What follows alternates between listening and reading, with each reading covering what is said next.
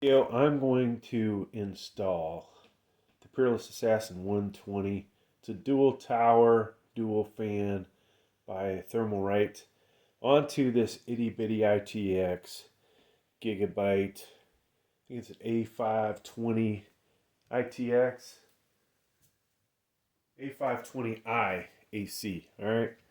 So we'll have a little fun with this. Honestly, it's not really meant for this motherboard, but you know what? Guess what, folks? I have pretty much unloaded every one of my AM4 motherboards, so you get what you get, right?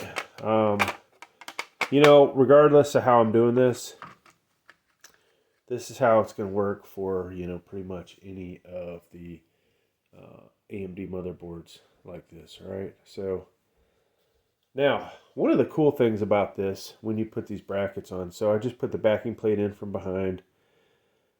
These guys pretty much tell you which way you're going to have to orient your fan, right? Because with Intel, you could do that deal.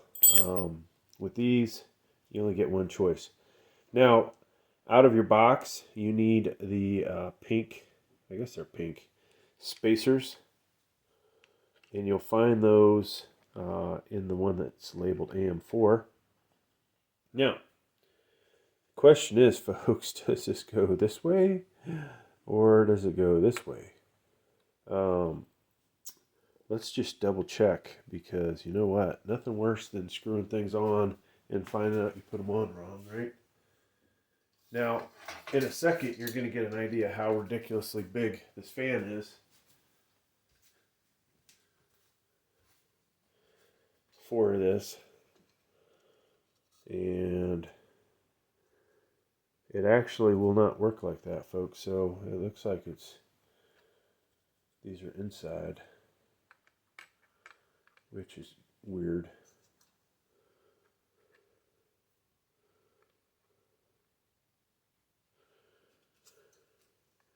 And voila, that's going to do it. All right, so we need to screw these in. And I'm going to try and treat this like I've never installed this before. And actually, the reality is I've never installed this on an AM4. So this is a heavy Intel channel. And, I've sold off most of my AMD stuff. I do have like four or five processors. And so we're eventually going to probably sell those off. And then maybe we'll get a AM5. I'm really wanting the 7800X 3D or whatever it's called. All right, so just tightening that down. So you got your brackets, 2 screws, spacers underneath it, and this guy over here. Now, this Thermalright, folks, that I'm installing is got to be one of the absolute most popular CPU coolers. Now, if you're like me, you hate the fact it's made in China. Not really a big fan of the Chinese government. But hey, beyond that, this is a great product. Definitely comparative to a lot of Noctua and, say, the higher end deep cool stuff out there. But for the money, I mean, the model that's right above this, like the Frost Commander 140, gives you this pretty much the same performance of a Noctua at less than half the price. So pretty amazing. All right, so that's in. Guess what, folks? We didn't put the CPU in. Oh my God! But you know what? We're okay. It'll fit. A lot of times, I put the CPU in first. I don't know what I was thinking today. So we have choices. I've got the 3600 XT, And then I have a 3200G, but I think we'll go 3600 XT. Now the N is going to be closest to the lever arm. And as we put that in there, hopefully, looks like it's in there solid. And one thing I hate about AMD, folks, the pins make these really easy to damage. So you've got to be super careful. All right, so we've got that in. Now I'm thinking if I can find some Thermalright CPU paste. So we've got TF7 right here. And hopefully there's some in this container. Yeah. Just to spread this out a little bit. If I can get some out of there. Oop, that's probably a little bit more than I wanted. So this is a bad sign for Thermalright. Your stuff ain't coming out very good. Oh my gosh. Alright, so normally, you know, we would, you could smear that around with a spoon if you have one. I don't see one. And I can tell you this thing is on its last legs, so we'll just use it. We'll use it to smear around a little bit. And this is really, okay, look at that, that's all dried up. We're going to replace this, folks. I'm not going to use this. So maybe I'll edit this out, maybe I won't, but if I don't, hey, MX4 thermal paste. And you can tell previously we tried to use some Thermalright and it was so dried up. And I just got that too. So to be honest with you, their thermal paste is usually pretty good, the Thermalright stuff. But, you know, that tube was dried up. So, all right. So we've got that. Now, folks, we can put our cooler in. I always want to look at our coolers to make sure they're, you know, if they're not symmetrical, that we can tell which side the CPU cooler is going to go on. This one's pretty much symmetrical. You got a nice 6-pipe design going this way. And so we'll just drop that down on there. Now, this is a tricky part, getting this so you guys can actually see what I'm doing.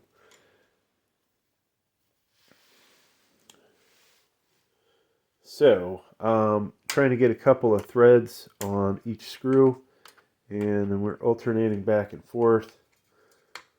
And it looks like, what's the purpose of that? Well, spreading the thermal paste evenly across the CPU, filling those gaps between the bottom of the cooler and the CPU, filling in any type of irregularities in the surface.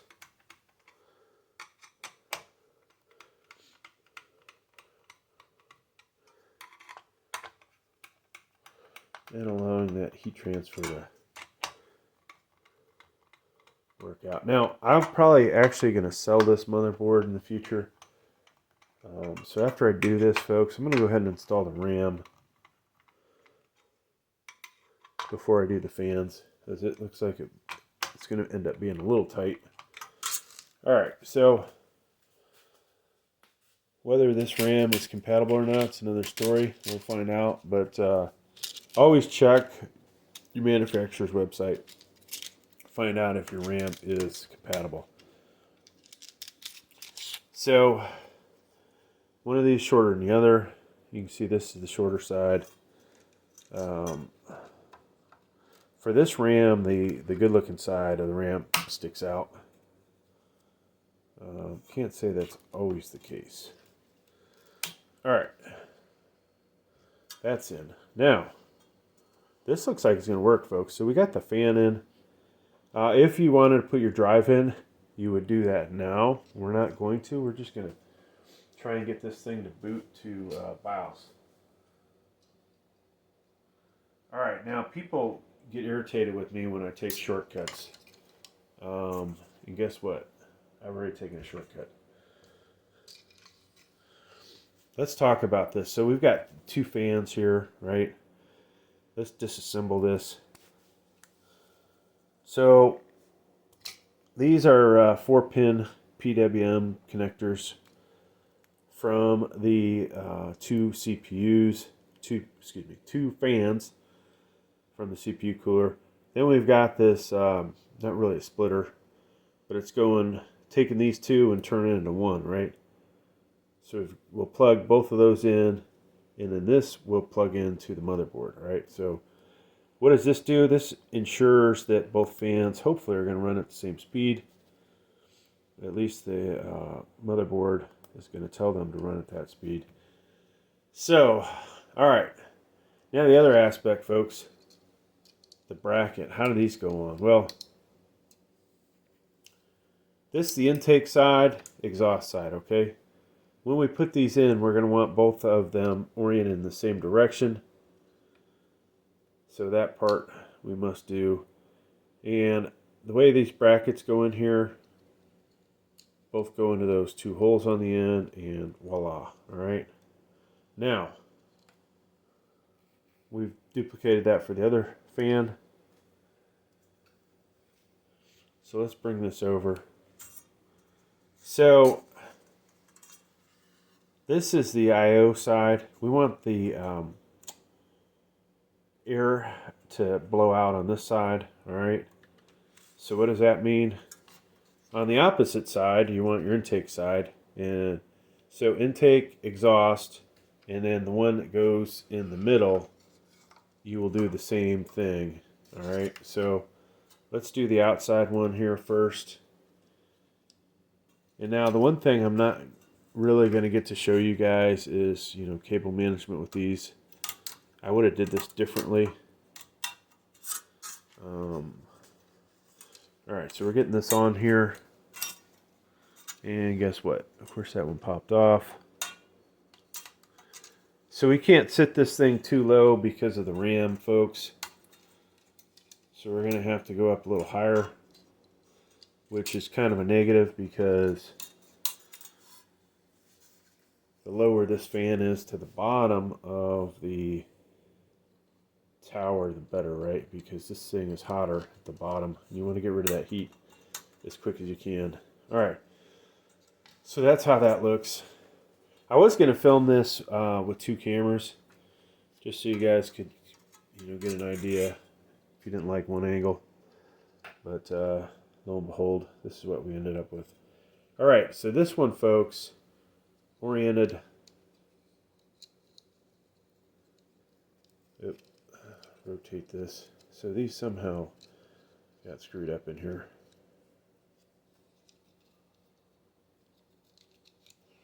All right. So like I said, that's oriented that way. This guy is going to go in the same way. Intake side. All right.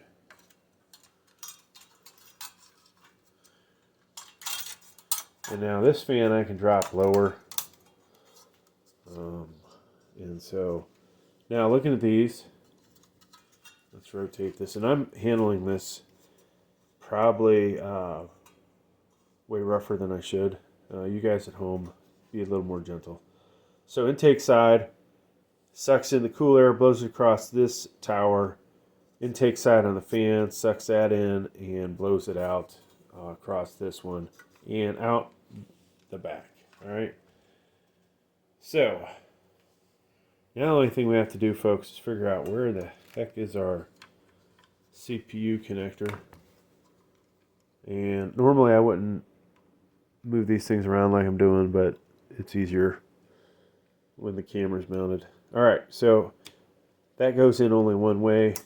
Now these guys, a lot of times I'll wrap them underneath the fan itself, but for the sake of this video, I'll leave that up to you guys to go back and work on that. You know, you can always tie these down. You can do a lot of different things with them, but a lot of times I'll take the slack and rotate this around and around.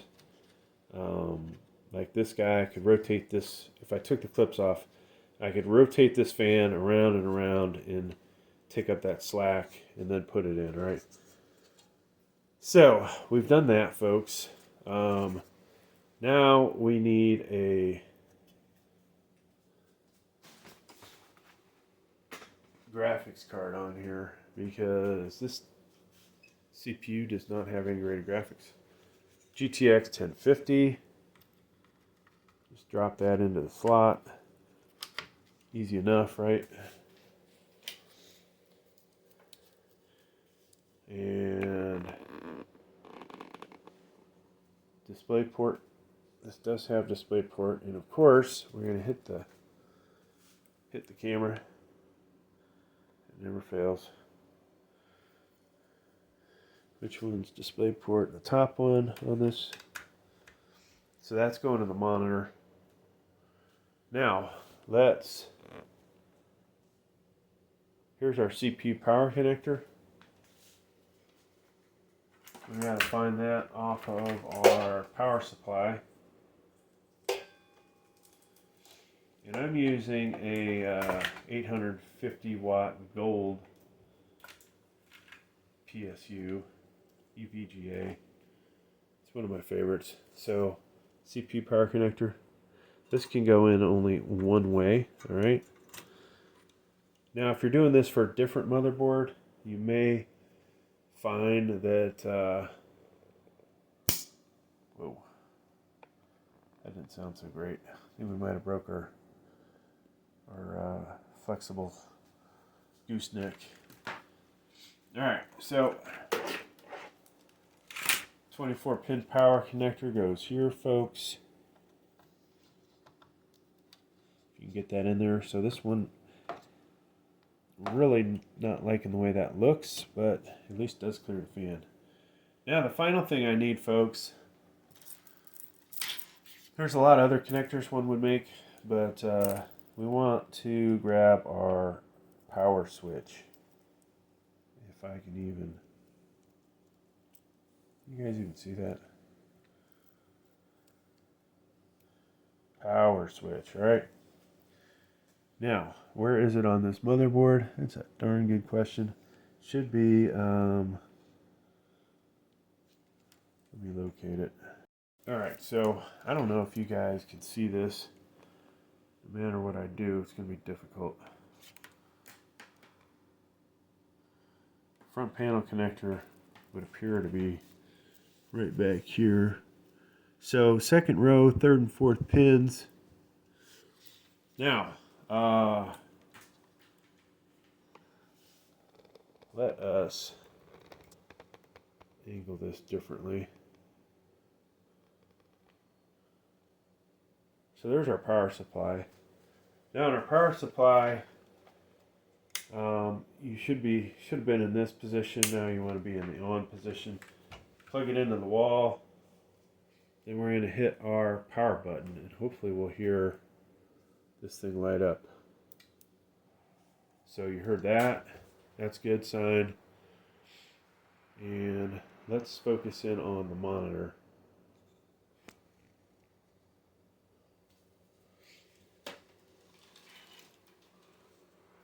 Maybe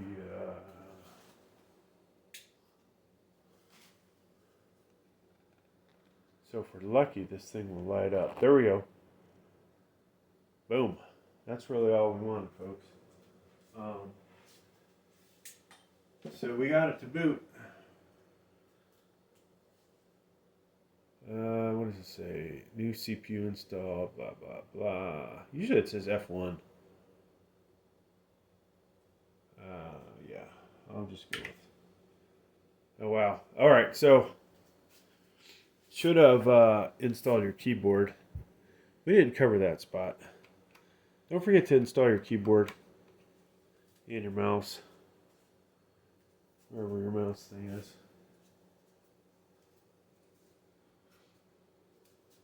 So we'll do that, and then, folks, we should be golden. All right. We can hit Y.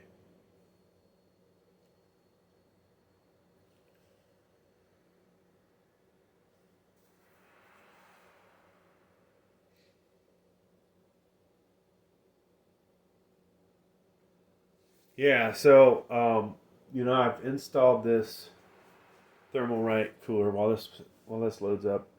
We have installed it a couple times on LGA 1700, and really I wanted to add this AM4 to it, folks, because hey, this CPU cooler is super popular right now, so it's a good thing to, you know, make a few more videos. Now, do you see that, folks? We did not get a double click on our second stick of RAM, okay? So I can look at it now and go, whoops. You know, it wasn't a bad stick of RAM, it was just the installation was bad. Happens, even to the best of us. Now, one thing you'll want to do, XMP enabled, assuming your RAM is compatible. So that'll shoot this one up to 3000. And we're good to go. Hey, thanks for checking out my video. Please like, please subscribe. Thank you.